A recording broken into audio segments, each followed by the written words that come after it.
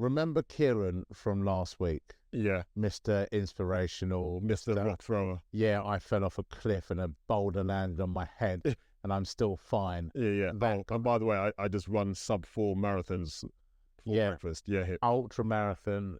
I saw him this morning. I was on the school run, walking home. My morning routine is up, gym, sauna, school run.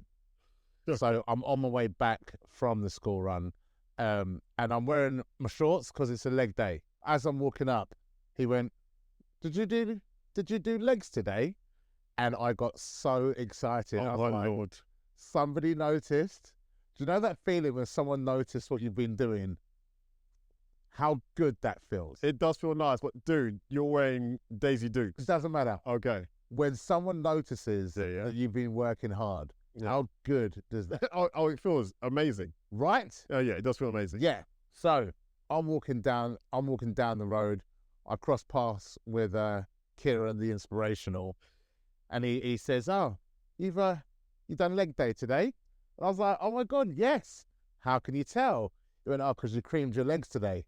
Ruined my entire morning. And you know what? Thank you, Kieran. Because you creamed your legs today. Because you creamed your ashy cracked kneecaps that are normal.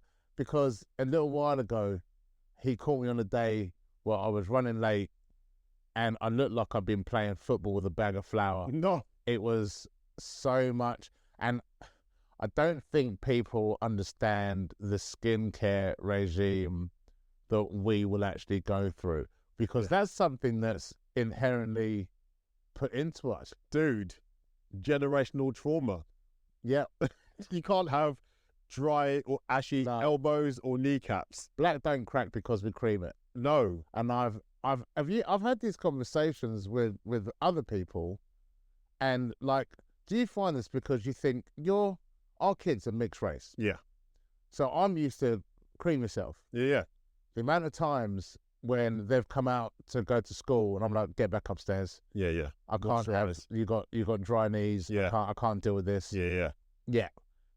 Kieran did that to me. I felt so judged. Because things though, when that judgment comes, it takes you back to childhood. Yeah. You just saying that now, I had vision of my mum going, get upstairs, cream your knees. Yeah. All right, moisturize.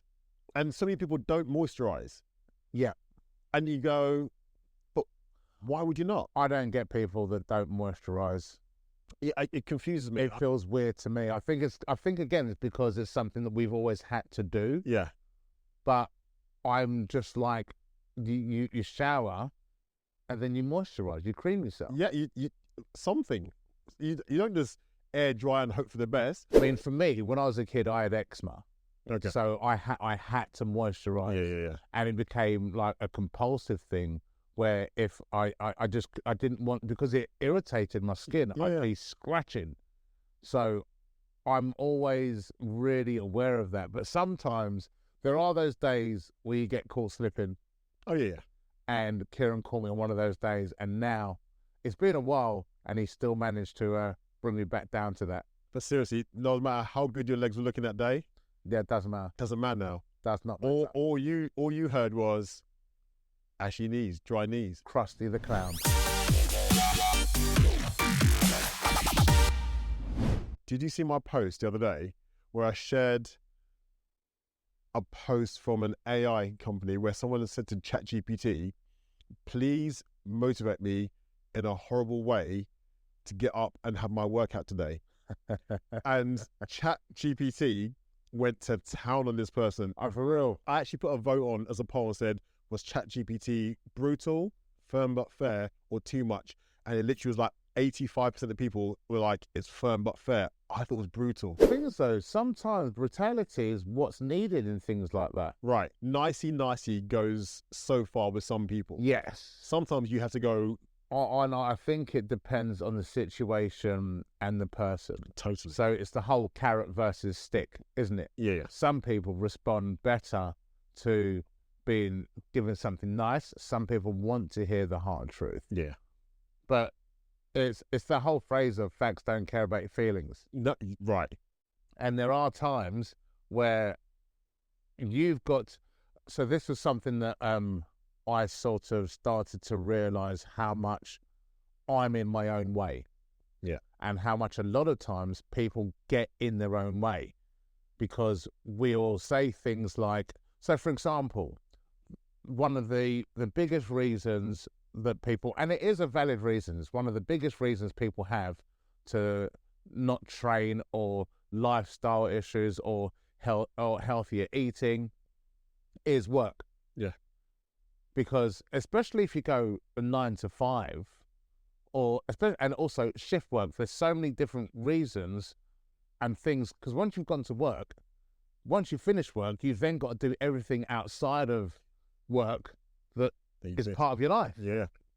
So it's so easy to come up with and I won't say excuse, I'll say a reason. Excuse has got a negative connotation. Totally. Whereas a reason is valid. Yeah. But I think if I get up early, so the reason I go in the morning is because when my eldest was born, that's when I started getting back into thinking I need to train. Yeah. And my plan was I'm going to go to the gym every day after work on my way home. Now, let's factor a newborn baby into that equation and go, were you really thinking about that properly? Yeah. Does not work. No. Because there's days where she's knackered and I need to get home. So that every day turned into once a week if I'm lucky. And then what happened? Nothing changed. Right. There you go. Nothing changed. I got sadder. Yeah. So the only thing I could do, and I hated it at the beginning, because I'm not a morning person, was to get up at 6. And it took a month of me to stop being angry at everyone. Yeah. For everything. Yeah. You could have asked me the time and I would have sworn at you. What you said earlier on about factoring, that's what sticks out to me. Because people don't factor in life getting in the way of their journey. Yeah. That makes sense? So people's reasons or excuses, and as a coach and as a trainer, I hear it all the time. Because people go, yeah, especially when then people fill out their forms or questionnaires, who want to train me? And I'm like, how often do you think you can train? They're like, I can train 4 or 5 times a week. I'm like, how many times are you training at the moment? They're like, once. I'm like, that's not realistic. And then people set themselves such high expectations, and you go, you're not factoring the fact that you might have a family, a partner, you have kids, you have work. Okay, you've got to do all the other things outside of work. All right, you've got life. If you're not factoring all these things into it, don't start making plans that your timetable won't allow. Yeah. Yeah, that's fair. Does that make sense? Yes, because then you're giving yourself a bigger cliff to fall off of. Totally. That's I've never thought of it like that. People don't so you as a coach, when you're meeting with people, yeah. And so do you say to them, do you talk about what they do right now? Always. But so what I tend to do is, and everyone's different, there's no right or wrong, everyone's different. But I'll ask them how long they've wanted to achieve whatever their goal is. Right. If they've hit that goal before, I'm like, what did you do that got you there? Right. If they've never hit it, I'll go, okay, so what are you doing right now that's going to get you close to that goal? If they're not doing any of the things, the behaviors that will get them to that goal, I'm like, right, so it's not even about the training, it's not even about the eating. That's a lifestyle change thing first. Yeah. Because you've not created any space. I've got people in my life, people I know, clients who will say, I just don't have time. And you go, fine. But you might have been saying that for 2, 3, 4, 5, 10 years. I think no one has time. No one has time. You make time. Yeah, nobody has time. No.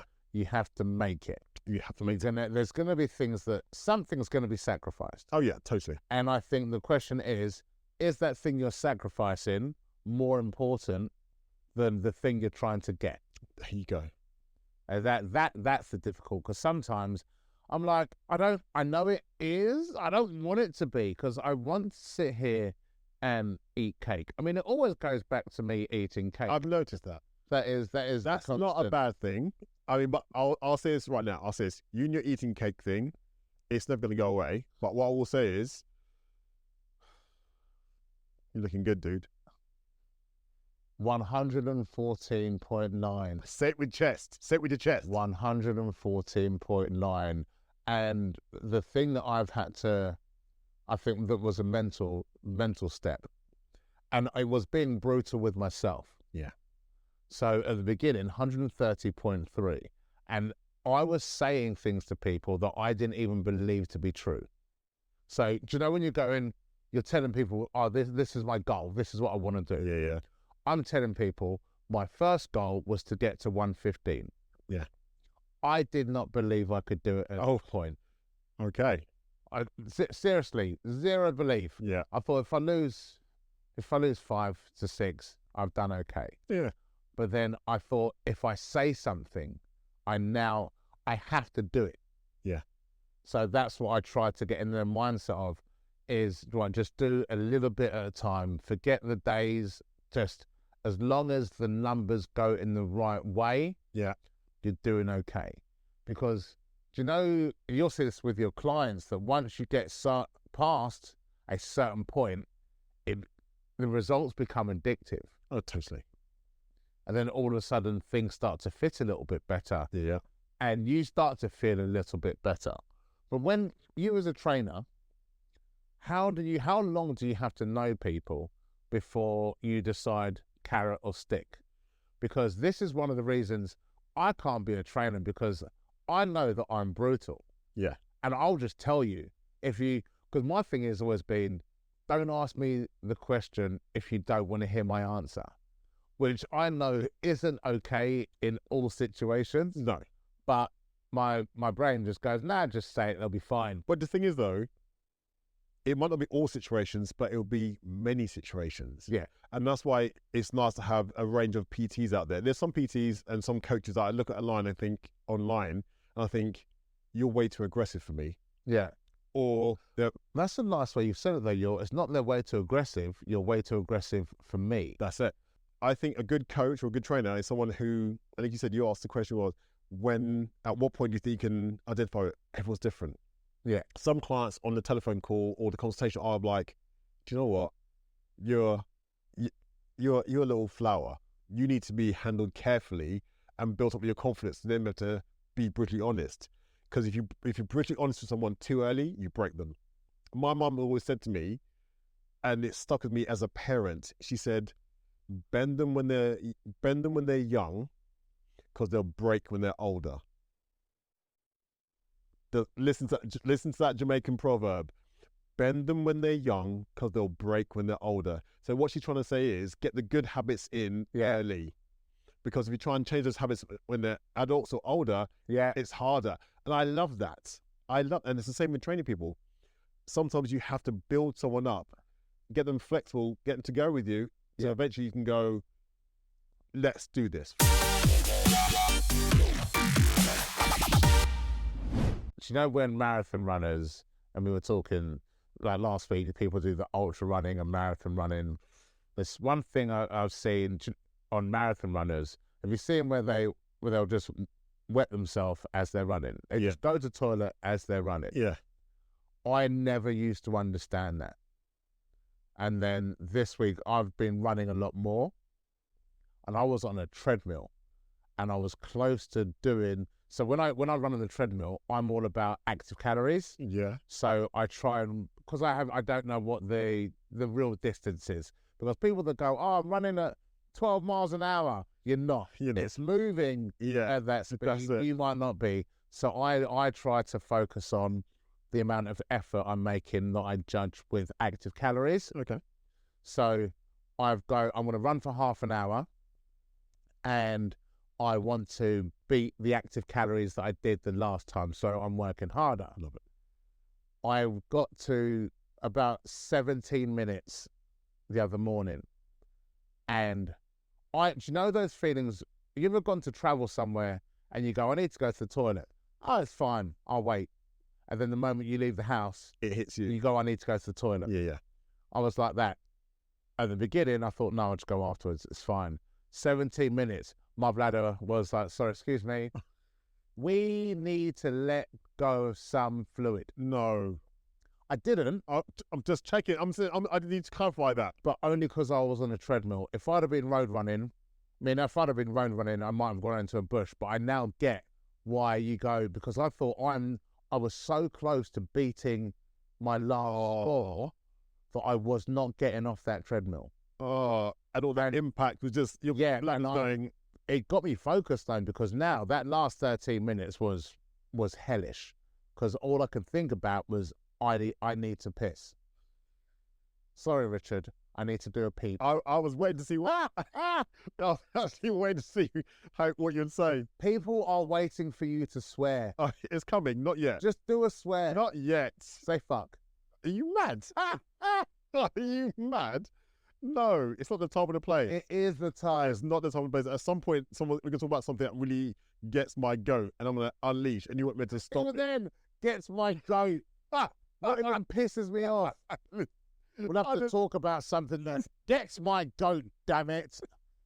Oh, my word.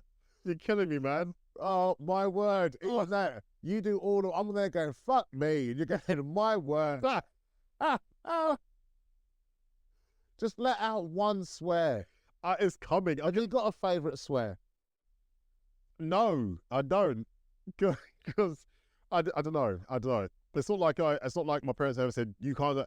It's just something I think I've done so much of my life that's been so mainstream PG that I've learned to censor myself when I'm talking on camera. But I don't even think you are censoring yourself. Like, just from, you think, knowing you outside of this. Yeah. And I only realised in this that I've never heard you swear. Dude, 20 years. I have never heard you swear. It's coming. I don't think it is. So going back to the carrot and the stick analogy, and about the fact that we were saying that ChatGPT was brutal, yeah, but fair. And what was it that ChatGPT actually said?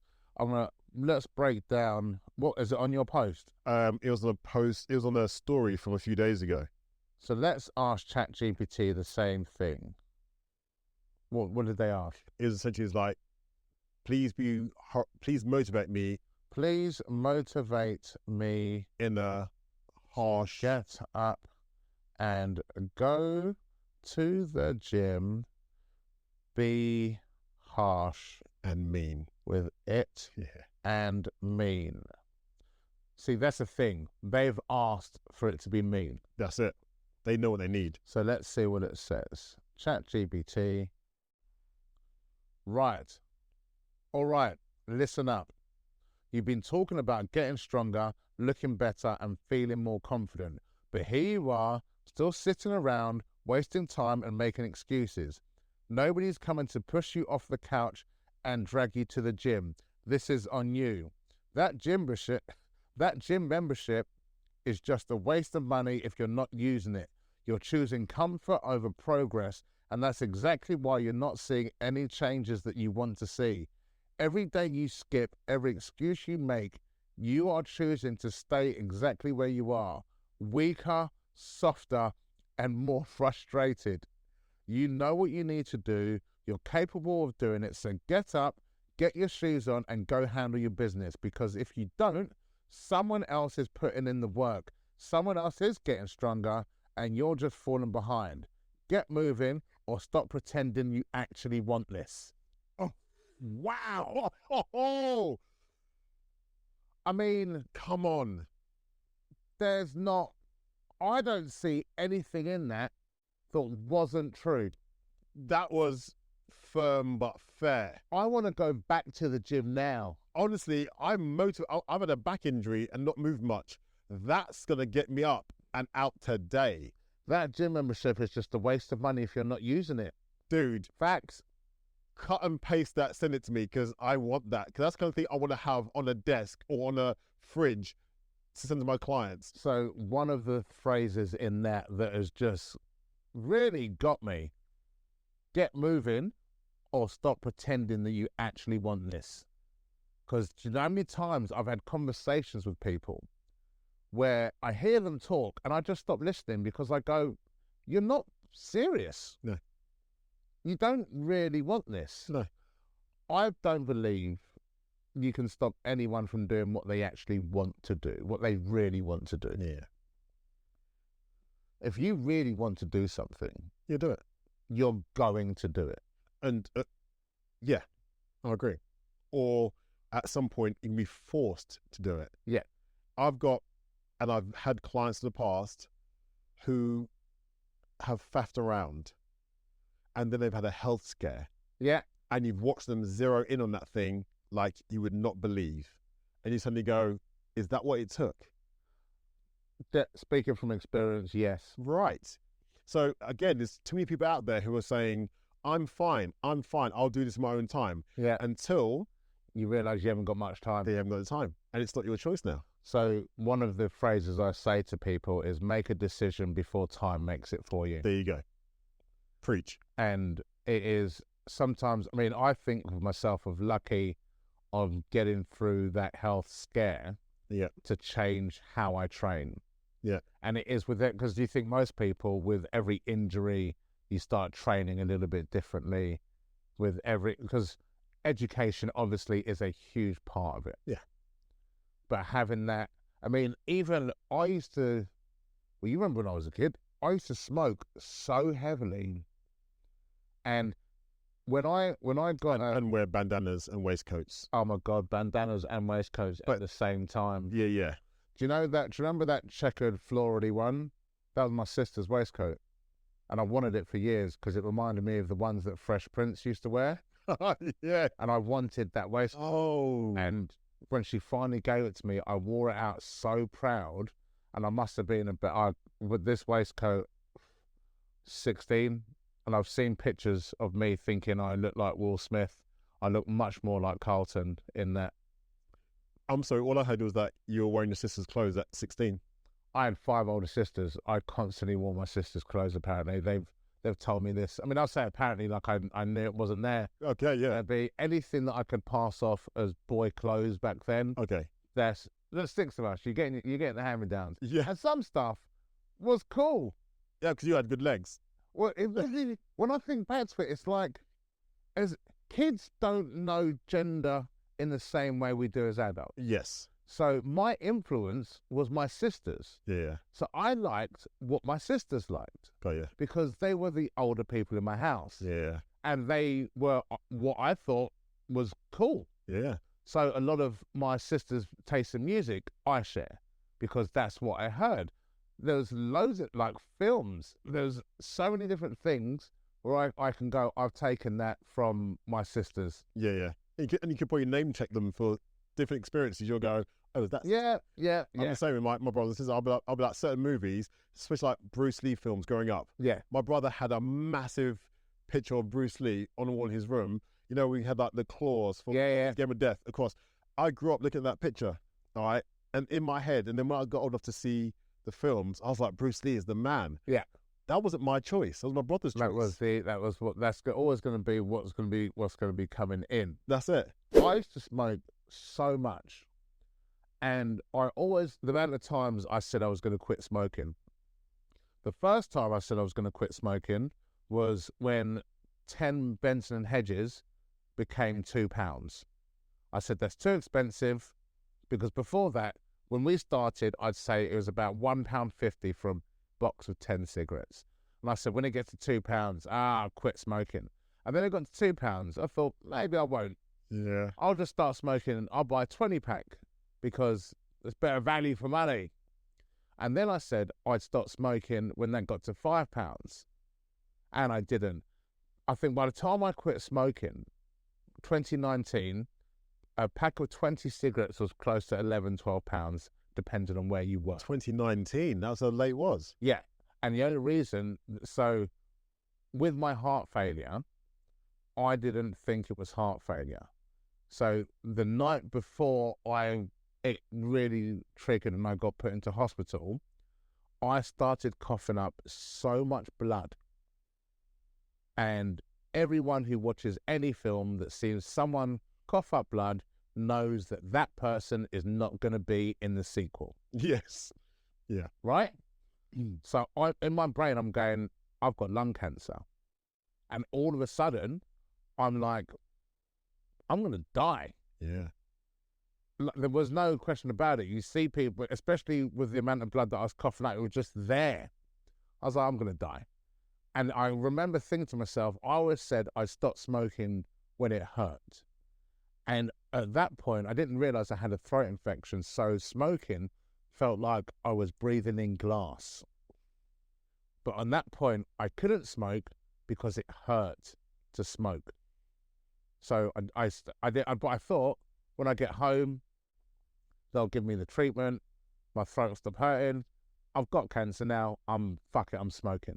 Because I was so angry at myself. Yeah. Because I always promised I'd never leave my kids. I'd never have my kids feel how I felt. Yeah. And now I'm faced with this reality that I might be leaving my kids and it will be because of something that I did. Yeah.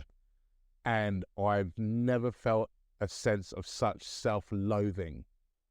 So when we got to the hospital and after a few days and they told me it was heart failure, I was like, yes. Yes. I was The saying, look on that doctor's face, and I'm there going, woo! ring the bell. Ring the bell. Heart failure. Like it was, because I explained to him, I thought you were going to walk in here and tell me that I had lung cancer. Yeah. He goes, no, we've done everything. Like there's no cancer. And I've not had a cigarette since that day because I was like, you've got a second chance. I always feel like I want a cigarette. Yeah. I hear that. And it made me understand addiction a lot more because I remember speaking to alcoholics that don't drink anymore and thinking, why do you call yourself an alcoholic if you don't drink? I thought that because you were an alcoholic and now you've stopped drinking. Whereas I get it now because I still feel like a smoker. Yeah. I just don't smoke. I always want a cigarette, but I know I will probably never do it. I keep coming back to paraphrasing things you said because it's so interesting as a coach because my job is to listen. Yeah. So when people say certain things, I allow them to speak and I hook onto something and think, actually, I need to let them finish their bit. I need to come back to it. You said about the fact that you want to be there for your kids. Yeah. And for so many people, the whole thought of the carrot and the stick, sometimes it needs to be something bigger than that. Yeah. Because so much of people wanting to get fit or be healthy or not making time and not making their fitness and their health a priority, okay, is a bit selfish. Yeah. Because you're going, I haven't got time. But not being funny, if you with a few scrolls and a few hits on your phone, you can know exactly how much time you spend on social media. All right? And people are spending 5, 10, 20, 50 hours a week on social media, scrolling Facebook, Instagram, whichever the case would be. Have you looked at your screen time? I've looked at my screen time. What's your screen time like? Mine's not too bad actually. I can't remember what it was. It's probably like sort of like 14 hours across a week. Because I'll do like maybe an hour. I'm asking ChatGPT. What is the average screen time for adults on their phones? You mention social media. Or just say screen time generally. Okay. Right, so the average screen time for adults on their phone typically falls between 3 to 5 hours per day. There you go. So, I mean, I'm scared to look at mine now just in case it's more. My screen time. Okay, so my daily average is 4 hours, which is down 30% from last week. Really? I mean, if I'm being honest, I'm going to put a lot of that to me being on the toilet. Oh, yeah. I think that is where most guys' screen time comes from because it starts off with just you being there and then all of a sudden it's half an hour later and you can't feel your legs. Yeah. But you've seen how to make a knife out of some discarded metal, even though I'm never going to do that. Oh, no. I got lost watching a man hunt like chicks. Digging holes. Yeah. And I've seen those. You've seen those? Yeah. Dude, I went to toilet. I was there so long I forgot why I was in there. Have you seen those videos where they like make a cave like just out of mud? Oh, dude. And I have to watch the whole video. Right, and those videos aren't short. No. So another thing that will give people a wake-up call is injury. Yeah. And even speaking to you over this last week, like, you fucked your back. Yeah. I probably messed it up. What did you do? It goes back to a condition a previous injury I had like 13 years ago, which wiped me out. So I slipped, I herniated 2 discs. And at the same time, it hit the root nerve of my spine. So my left side wasn't working much. Okay. And that was like 13 years ago before Esme was born. Couldn't walk for about 5 weeks. I was bedbound, had to go and get my partner to literally walk me to the toilet and help me with everything. So that was then. Since then, I've gone for my rehab. I've made sure I've stayed mobile, strong, fit. All the things I do has kept it at bay. I didn't have any surgery. I don't want to do that. Okay, it wasn't my first port of call, but I've always been fine. But every now and then I get a flare up. And last week I accidentally stepped off a step, my legs straight, and I jarred it on the ground. As happens, it's quite innocuous, there's nothing. But my back was like, no.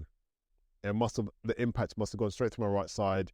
And basically my discs flared up. So I end up sitting down on the floor in the gym.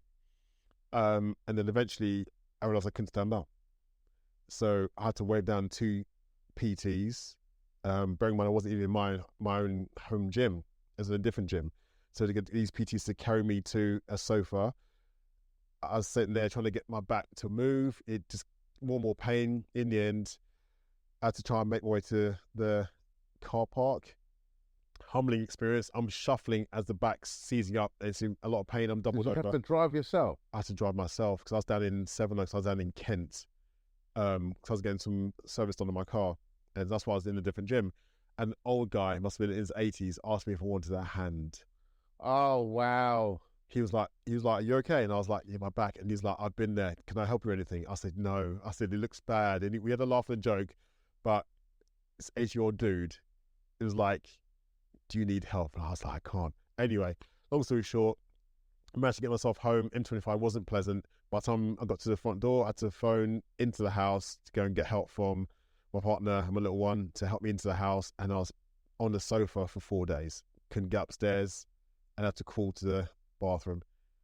So, I haven't trained in a week and a half. And yeah, it's humbling. How has that hit you mentally from not being able to train? Because I know what I get like if I'm not even injured, just I struggle on rest days. Yeah. I'm not good at resting because I feel like I want to be doing something. Yeah, I know what you mean. Do you know what? And it's funny because my daughter said to me, Daddy, aren't you bored? And I was like, no, I'm okay. Because I couldn't sit up properly, so I was laid on my side or my back for a lot of the time. But the best analogy, the best way to describe it is, like in Star Trek, if they're under attack and like they get one of their rockets shot and it's down, and they'll phone out to Scotty and say, divert power from here to the cockpit or to the other side. That's how it feels for me. Because I go, okay, I can't train. But what happened was I'm laying there. And Such a geek. Well, I know. That's the analogy you're using. Well, yeah. 80% of people just went, what? Well, I'm explaining because it's like this shit. Scotty. Yes. If you don't know, people go and look at Star Trek. But yeah, honestly, it's like the engines are down. So I'm like, divert power from the engines to the shield. That makes sense? So when I can't move and these things happen, I laid there and I had my notepad and I was writing down so many ideas I had, so many things I was going to do when I got fit again. Right, okay. And so what I did is I laid there going, actually, it's the universe telling me to stop for a minute. I know it's not permanent. Yeah. It's just a patience game. Oh, listening to your body is the worst. It really is the worst. But do you know what? I've come out of it. I'm moving again now. I can't wait to get back training. But I've created so many new things that I'm going to be doing and I'm excited about over the next few months as a result of being there. Getting injured. That one is a real lesson in humility. Totally. And you realise, even with the smallest injury, what that actually takes, the bigger picture, if you like. Yeah. I remember cracking my shoulder and thinking, and there was, just from years of rugby, there's a joint I've cracked the bone. Okay. So it took me out for about a month. But at the beginning of that month, I was like, it's fine, I just can't do shoulders. Then I tried to do push-up, thought, okay, I can't do that. And then I can't do dumbbell curls. I can't do pull downs. I was like, okay, the whole top half is gone now. And then I was like, okay, so I can do legs, but then I couldn't hold a hold a bar because it's on my shoulder. I thought maybe I'll just do cardio, running, Yeah. and you realize even the smallest joints, how much they affect the rest of the body. Oh my Lord, yeah.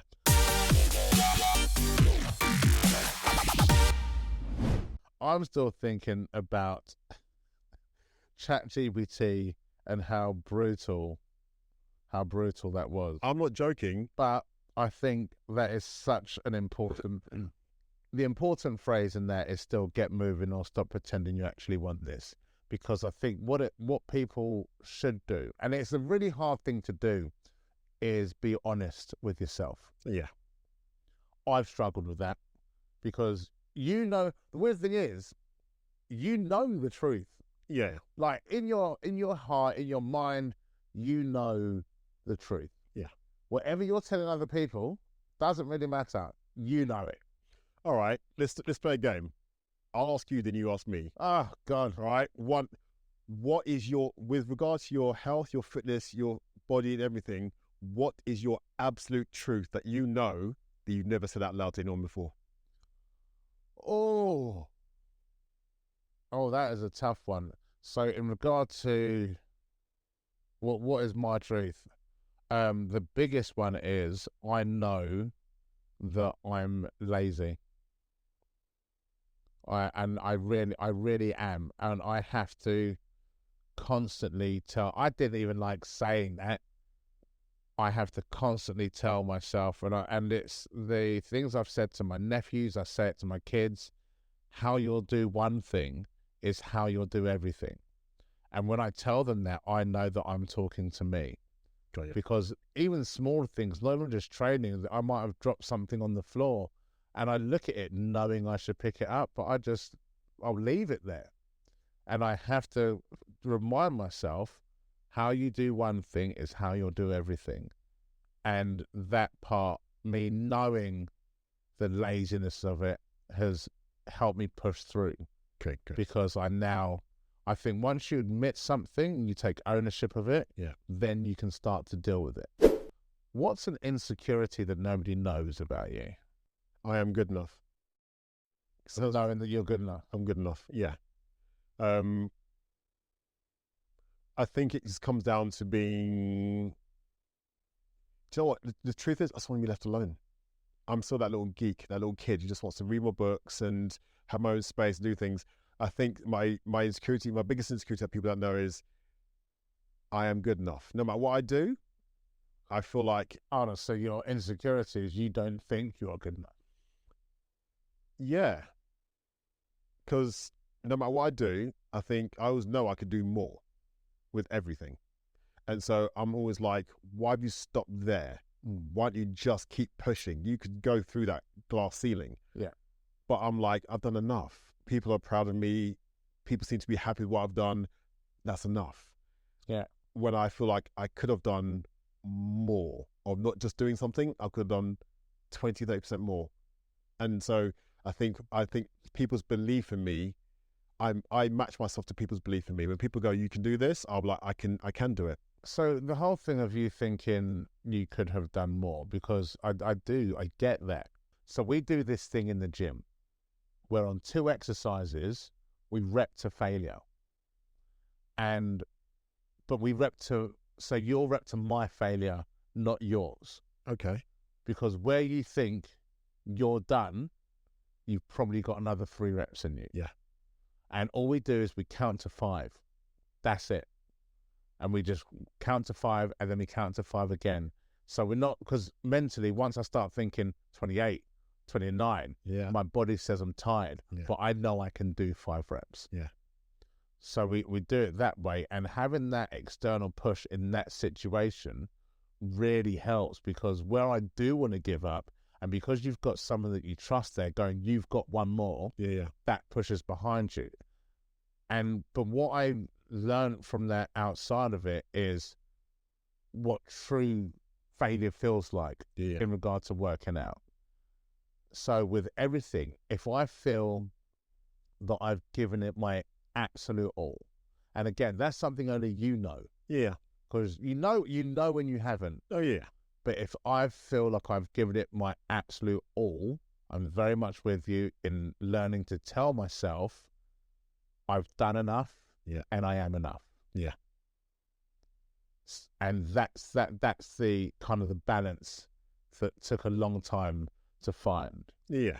And also another thing that done it is I was a little arsehole at school. Okay. And one of my real paranoias is thinking that my teachers were right about me. Oh, okay. I think the pressure for me was different because I was a bit of a geek swat at school, but I also did lots of sports. So I guess in my head, I wanted to be like that Ferris Bueller who was popular and friendly with everyone. The geeks like me, the sports people like me, I was cool. The teachers were all like, I was deputy head boy. So I'd sit on stage with the headmaster and everything else. I wasn't head boy, I was deputy head boy. But we did lots of cool things. Now, I should be really proud of going, I was the first black deputy head boy at my school. Okay, so in history, I feel like I've gone down in history. Yeah. It didn't sit like that with me because I just felt like I wasn't quite good enough. I could have been head boy. I was doing athletics as well. You go, was that enough? My teachers all had such high expectations for me. So it's the other side of when and everyone's got such high expectations. There you go. Fear of failure. It's absolutely that. It's fear of letting. It's the fear of letting people down. It's not just my intrinsic fear of failure.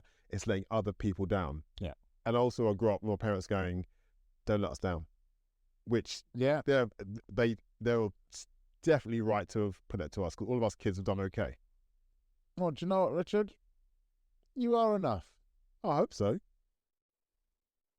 I mean, you didn't say it back, so I hate you now. Yeah, I'm just gonna leave it out there.